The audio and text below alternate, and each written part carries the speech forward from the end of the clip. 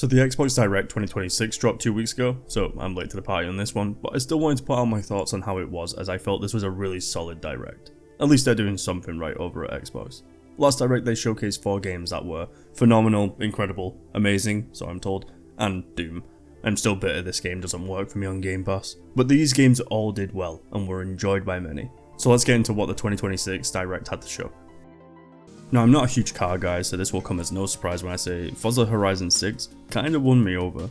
The game's going to be set in Japan, which the devs are extremely excited about doing as they get to tap into Japanese car culture and explore both the urban and rural locations of Japan. You can see in the footage they showcase that they really took getting this right serious, as they have focused capturing the essence of being in Japan and bringing it to life as a digital playground. The atmosphere and the environments all recreated are finally tweaked and feel authentic across all seasons, as you explore your surroundings and begin your journey as a tourist in Japan. One of the key elements they continued to showcase was drifting those rural roads, with a wide range of cars which they confirmed will be 500 cars strong on release. Sound across the board was a huge focus for them too, as they not only selected a diverse soundtrack for us to enjoy, but they've really nailed the sound design and how the cars sound to drive. This, accompanied by the authentic sounds of nature, really complements the entire experience when flying down a stretch of road or sitting taking in the sights.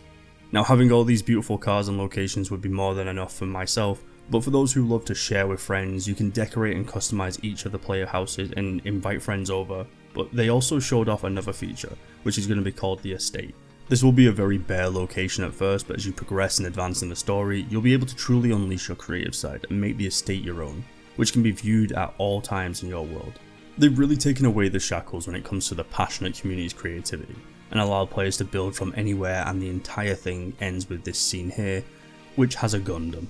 Forza Horizon 6 was an unexpected surprise to be sold on, and I wishlisted it almost right away after seeing it. This will be released on 19th of May 2026. Beast of Reincarnation proves to me what the people at Game Freak are capable of without the confines of Nintendo's hardware. This beautiful looking game is promised to be a truly new experience set in the post-apocalyptic Japan in the distant future where the world is consumed by blight. You'll play as Emma with your furry companion Q in what they described as being a one-person, one-dog action RPG. Game Freak have been working on companion-focused adventures for so long that this direction shouldn't have been a surprise to anyone. The feeling they've aimed to capture for this game is warmth, trust and loneliness, which is not only shown through interactions but the world itself. Each quiet moment or action-packed scene shown feels like something I could get lost in for days, and knowing me, I certainly will.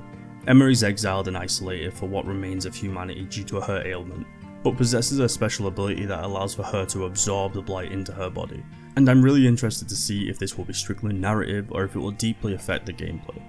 Emma is shown having vined hair that allows her to manipulate to either guide her step, which allows for her to get higher or further locations, or create these vine bridges to run across.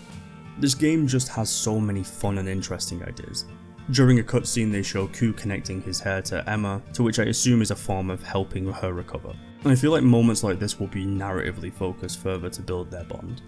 Now the gameplay looks like a fast reactive form of action, similar to Ghost of Tsushima, and I'm happy to see that Q is also implemented into the combat to give commands and lead assistance during moments of need.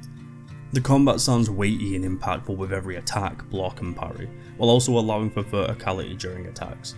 I love when games don't keep you on the ground during combat, as this allows for more creative thinking when getting into a fight. Be it those corrupted by blight or the golem's sanity lost to time, the enemies look like they will be a fun time to learn about and fight. Beast of Reincarnation is one of my must plays this year, and I can't wait to get it when it releases in summer 2026. Double Fine are well known for bringing unique and creative ideas to life, and this is only further echoed by Kiln. You play as a small little naked spirit in this online multiplayer pottery party brawler, which is packed with tons of options to create and customize your own piece of pottery to manipulate and bring into the arena to flex your abilities. Be it a small agile teacup, a Goliath jug of damage or something in the middle, you are free to design your characters and change them as you see fit. I really love this idea as it feels so out there and odd, while still managing to capture that charming vibe of what would clearly get a lot of people on board with it. The game is oozing with personality, and those working on it are clearly having a blast making something so bizarre. They didn't just bring the iconic Double Fine charm to the table, they made it approachable, while still looking fun to play. Now when it comes to the gameplay, they showcased a game mode called Quench, which is team based as 2 teams of 4 navigate the map to collect water and douse out the opponent's kiln.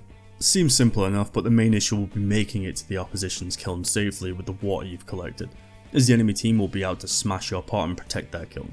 From the footage shown, this looks like it will be a barbaric fight to shatter all that oppose you, but this is where the pottery customization will come into play.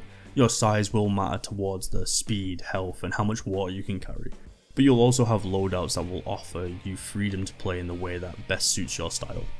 Kiln looks like it will be a fun time in its online multiplayer pottery party brawler that will release in spring 2026.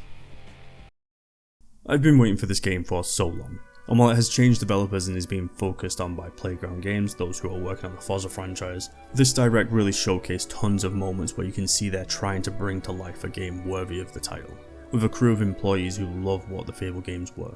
In typical Fable fashion, you'll make choices that will weave the story into a multitude of different directions. This could be quest lines or actions you do in the world that will sculpt how the world sees you. Saving people or helping with tasks will obviously increase your standing, while attacking people and making greedy decisions will show how much of a scumbag you are. Fable has always tried to give you these impactful options like buying up homes and renting them out at a fair or not so fair price. But with this, we see these decisions will lead to people actually going homeless and berating you on the street if they can't pay the price you ask. These games have always had this locals speaking to you in the streets kind of vibe. In older titles they more sung your praises or shunned your actions openly from a distance, but with this game it feels more alive and focused around, which I think is a really nice touch. They spoke on you getting a job, buying home, starting a family within the new world, and then buying another house, getting married to someone new, and most likely getting divorced and buying up the businesses around town.